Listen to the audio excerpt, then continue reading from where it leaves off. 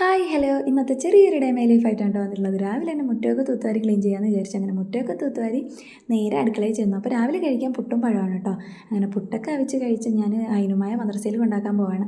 അപ്പോൾ അഹുമ്മ രാവിലെ പോയിട്ട് വന്നു. അഹുമ്മക്ക് 8 മണി തൊട്ട് 10 മണി വരെ ക്ലാസ്സാണ്. പിന്നീട് അയിനുമ്മക്ക് 10 മണി തൊട്ട് 11 വരെയാണ്. അപ്പോൾ ഇത് നമ്മളെ വീടിൻ്റെ ഫ്രണ്ടിലുള്ള ഒരു വ്യൂ ആണ് കേട്ടോ.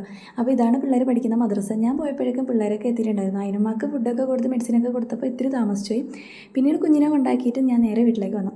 അപ്പോൾ ഉച്ചയ്ക്ക് കഴിക്കാൻ ചിക്കൻ കറി നെച്ചോറാണ് കേട്ടോ.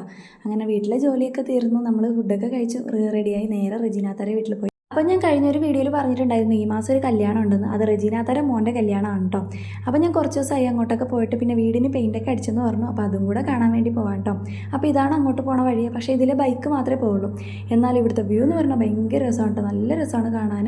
ഞാൻ പോയപ്പോഴേക്കും എല്ലാവരും ഭയങ്കര തിരക്കിലായിരുന്നു. കാരണം അവിടെ വെള്ളമില്ല. വേനൽക്കാലം ആയതുകൊണ്ട് അത്യാവശ്യം ഉപയോഗിക്കാനുള്ള വെള്ളം മാത്രമേ ഉള്ളൂ കേട്ടോ. പിന്നെ താഴെ വീട്ടിൽ നിന്ന് ഓസിട്ടിട്ട് എടുക്കുകയാണ്. അപ്പോൾ അതിൻ്റെ തിരക്കിലാണ് എല്ലാവരും. അപ്പോൾ ഇതാണ് വീടിൻ്റെ ഫ്രണ്ട് ഭാഗം.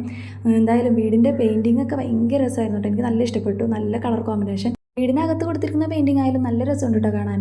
മുമ്പ് ഫുള്ളും വൈറ്റ് കളറായിരുന്നു. ഇപ്പോൾ വീടിൻ്റെ പെയിൻറ്റിംഗ് മാറ്റിയപ്പോൾ ലുക്കേ മാറി. അപ്പോൾ വൈകിട്ട് ചായയൊക്കെ കുടിച്ചു കുറച്ച് സമയം അവിടെ സ്പെൻഡ് ചെയ്ത് ഞാൻ വീട്ടിലേക്ക് പോകുന്നു കേട്ടോ. അപ്പോൾ ഇന്നത്തെ വീഡിയോ ഇത്രയൊക്കെ ഉള്ളൂ. അടുത്തൊരു വീഡിയോയുമായി വരുമ്പോൾ ടാറ്റാ ബൈ.